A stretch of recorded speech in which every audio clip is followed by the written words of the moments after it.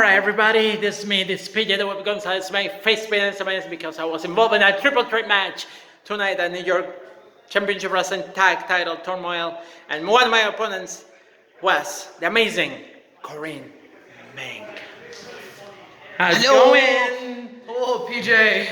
Hello. So this is, we're breaking kayfabe in here, so like, I know that you and I, we have history, we have battled all through New York State. Like, and in New Jersey. And in New Jersey, yeah. It's not over state lines. Yeah, it was cross state lines. So I remember meeting you at a show at Dynasty that was like around 2017, and then like we did the show here in New York Championship Wrestling, which was a fatal. It was going to be a triple threat, turned into a fatal four-way. Riley won the title. Then Riley had to back end the title because she got injured, and then we had a triple threat match for the title, and you ended up winning.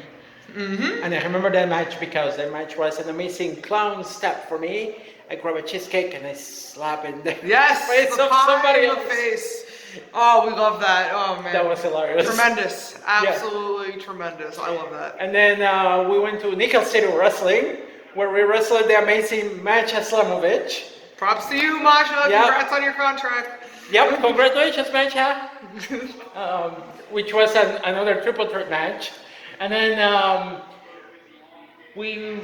remember you were doing a tag match with Kennedy Copeland, and then I interfere, chokeslam Kennedy, and then I ended up taking the title from you. Yeah. I cheated. Yeah, I cheated. And then afterwards, what happened afterwards? And then I became the longest reigning women's champion, and because of the pandemic. I admit it, the pandemic had a lot of that. And then you came back today for a final match, and that's after we wrestled last week in New Jersey at Spartan Championship Wrestling, which hopefully they will have the video coming soon. And that was a very tough match. And then tonight, triple threat, and you ended up with a victory. So congratulations. Thank you, PJ. Thank you for all the great memories and matches. I remember that fateful day at Dynasty Wrestling a while ago. It was great. It was a good time. Yeah. Good time. So I'm going to ask you a few questions, if you don't mind. Okay. You don't need to answer them, but I appreciate if you can answer them. So yeah. So let's start with. Let's see. What shall we start with? Let's start with the fact that, because there's a misconception in the wrestling business that wrestlers are dumb. I mean, some can be, but there are some other wrestlers, like for example, I got a higher education, and from what I hear, you're also working towards a master's degree. Tell me a little bit about that, how you got interested into that. So, I graduated from Dartmouth College in 2014. So, I mean, I was a recruited athlete, but you know, it's very smart. What sport did you play? I was a discus thrower. So you grab one of those discs and you toss them away. That is amazing. Yes, I was a discus thrower. Yeah, and then I graduated, and I mean, there's like a 7-year gap in between grad school and my undergraduate degree. Yeah. So like I was working in an accounting department. I fell in love with the study. I don't know why. I'm just very good at it. It's very relaxing, and I just don't like dealing with people. So like it's just nice. And I was like, you know, I'm gonna get my master's in this. And then I like made the decision at like really late at night one day. It was just like a snap decision. I'm like, yeah, you know what? I don't know what you have to do to apply for this, but I'm gonna do it. And then I applied to one school, got it. That's what decisions are, because like, especially when it comes to grad school, like, my decision was almost the same way to grad school. But I went for engineering grad school, and it's grad school is not easy. So kudos. Thank you. I have to give you kudos for going to grad school, and I hope that you can finish. And I wish you the best of luck on that. Yeah, we're on track to finish July 2022. Oof. So I'm doing a whole degree in about like less than a year and a half. That's intense. It is intense. That's intense. It's very intense. But you know, I'm on it. So you were a discus thrower. How you ended up getting involved in wrestling? I'm just curious. So how that happened? So in 2015, I saw my very first wrestling match. My grandpa wanted to go to an indie show at his church. And boy. he goes, "Hey, Corinne, you want to go see the wrestlers?" And of course, like, okay, Grandpa, I'll take you to go see the wrestling, right? It's like right up the street from his house. Okay. You know, it's a small promotion. You know, it's GCW. It's fine. Game Changer Wrestling? Oh, okay. It was before it was cool, though. Oh. Before GCW was cool. Okay. So it wasn't the GCW we know and love today, but there was still Janela was on that show. Okay. Penelope Ford was on that show. Okay. Jeff Cannonball, Kyle the Beast, QT Marshall was on that show actually. Okay. So there was like, you know, some okay people, and the promoter walks up to me and is like, "Hey, you want to do this?" And I'm like, "Who are you? Like, you're wearing a tracksuit." He probably sell talent. Right? He's like, "You're huge. You should do this." And I'm like, "Thanks." And then during intermission, I realized like this is the closest I'm gonna get to being a drag queen. So literally the next week, you found me enrolled in a school, and I'm going to have to switch my arm because there you I'm getting go. tired. So That's okay. Yeah, and the next week I enrolled in a school, and it's been How many years? 2016 was when I enrolled. It was January 2016, so we're coming up on 6. We're closing out. On Nice. 6. That's a long time. Yes. You know when I started? Like when I was born. I'm talking about the 90s, right? 1999. I was 7. Oh jeez. Now I feel old. All right. You started pre 9/11. Yeah, and it was in Puerto Rico. Yo, when you started wrestling, you didn't have to take your shoes off in the airport. That's true. Yeah. Now they make you raise your hands and like there's a machine that like goes around you.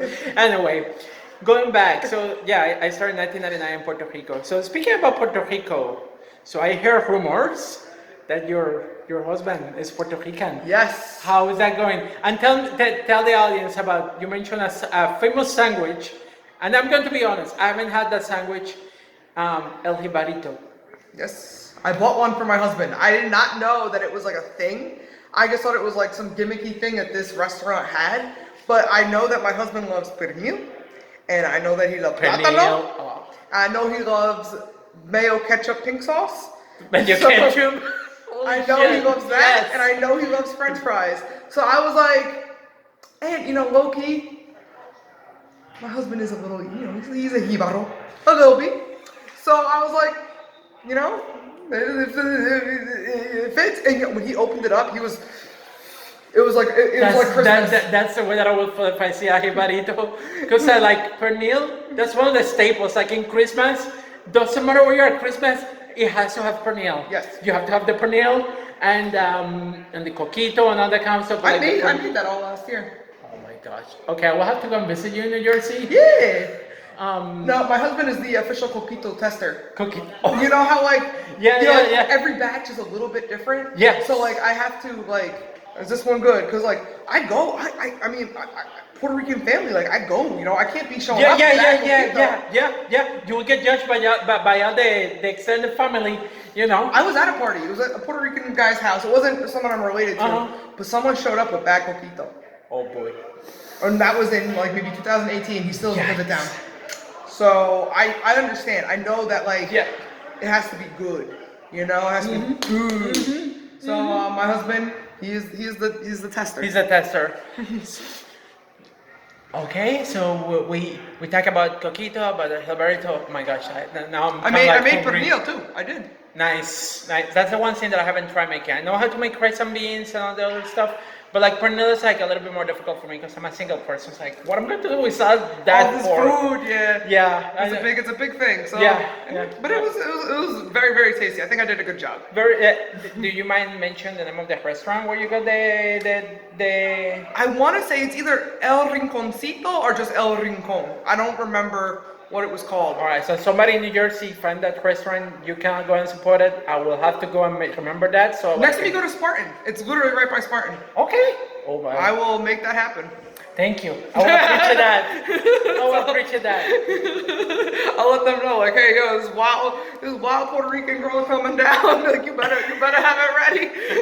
So I'll be like so excited about that. I may even made a video and take pictures because I'm the kind of person that will do that. Oh my gosh. All right. You're like about to cry. Like Yeah, I've never yeah. seen you like so like passionate. Like it's amazing. I mean, food, like, yeah, food, like the thing is like when I remember coming from Puerto Rico to mainland United States, you know, like I wasn't very impressed with the American right? cottage You go from cuisine, you you know. go from El Jibarito to the McRib. Like that's what you no, you cannot compare that. No, Jibarito wins. And I like plantain too, so like, yeah. When I saw it though, I was like, you eat that with your hands? Like it didn't look very Right? Because it makes it doesn't look structurally sound. it's made with tostones, and tostones like it's deep fried, and it's like somebody decided to, oh yeah, let's use the tostones as a bread instead of bread, and like it's an amazing idea, and it's from what I've seen, super tasty. So like I definitely need to find a way either to make it or find a place to purchase it, you know. Anyway, let's talk about one more. Let's go back to the topic of wrestling. Favorite wrestler, and I think it's pretty obvious because you're going now, but you started doing a Golden Age, Golden Girls. Damn it, Golden Age. That's something else. Like, Golden Girls gimmick, which was interesting, and then like now you evolve your gimmick into the legit hoss. the legit hoss. I mean, let One me go top here. row, baby. Yeah. How you came up with the idea? Who give you the idea? So somebody said to me, he's a contracted individual, I won't drop names. Don't say name. Won't drop No names. No names. He said, you punch too good to ever do real wrestling moves again. And I said, you know what? Let's go. Let's go. Like I'm cool with that. So and yeah, I take great pride in my strikes and punches. And so I was like, you know, I really should do a more brawler-ish thing. And I always thought that One Tough Broad would be the thing that like takes off. But no, it was the legit hoss and me just ripping off Sasha Banks. Okay, that makes sense. I like that. I like that. I like me that. doing that. I thought, like, honestly, it was just me to just pop myself. Like, because if you can't pop yourself, how in the hell are you gonna pop somebody else? And there's also here's the thing that I enjoy working with you because like usually when I'm in that ring, and it depends on when I'm wrestling, but like sometimes like they put me opponents that are like short like this. You're one of the few people that can actually. I picked your ass up. Yeah, let me make me bump like, oh gosh, I'm flying, you know, like that kind of stuff, and it changes the pace of the match and makes it different, and I like that, you know, and like, yeah, I love that. I love the fact that you're not limited anymore. Exactly, yeah, it's great. exactly, and I like that I don't get to wrestle to have wrestle matches like that, and I love working with you, and I have enjoyed like the long trajectory. And one final question, and we're going to the end of it because we're going over 30 minutes already. But the food talk was amazing. Yeah. El Jibarito. Yeah. Favorite wrestler? Mongo McMichaels. Mongo Mike Michael. Mongo Nice. McMichaels. Because he has charisma. And people forget charisma sells tickets. That is true. That is true. That is true. Yep. I can have that. Like the best thing that I can say is like the match that we worked last Sunday in New Jersey.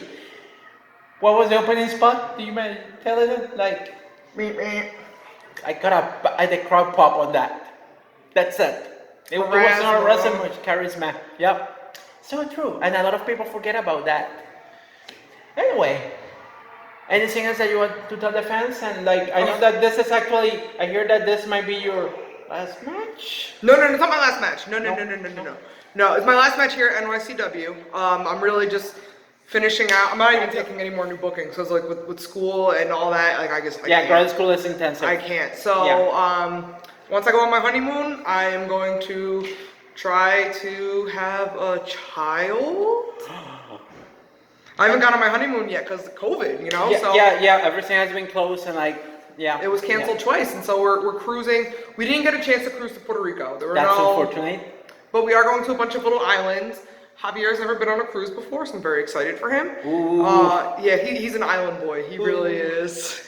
So he's excited. And I only went on a cruise one time. I haven't been able to go like in like years and years. Like fun. One time, and it wasn't even a gigantic cruise. It was a tiny little like boat, and like There was no there was no like a gigantic floating city at all. I was very disappointed about that. Well, you know, Paula, we'll go. When you retire, When I retire, I'll probably do that. I would travel around the world in a cruise. there's like 2-month-long cruises that go around the world. I would love to do that sometime. Or it might be more than 2 months. It's long. I was like, yo, you got to be loaded for that. Yeah. Man. That sounds like I'm poor. I'll have to find a, I don't know. you got to do a lot of picking for that. Yeah, yeah. Maybe I will use my juggling skills and become an artist in a cruise. Yeah, you could be the entertainment. The clown. Like, Yeah. Juggle, This is yeah. me doing the Chinese yo-yo thing you do. oh, the Diablo. Is that what that's called? Yeah, you have to be careful how you say it because if you say Diablo, you're going to be saying devil in devil, Spanish. yeah. So it's Diabolo. Diabolo. Yeah, you got it. Diabolo. You got it. Anyway, Interesting. I learned something today. yeah. Anyway, thank you for Thank you talking for with being me. a friend. Yeah, until next time. Yay. All right, I'm changing.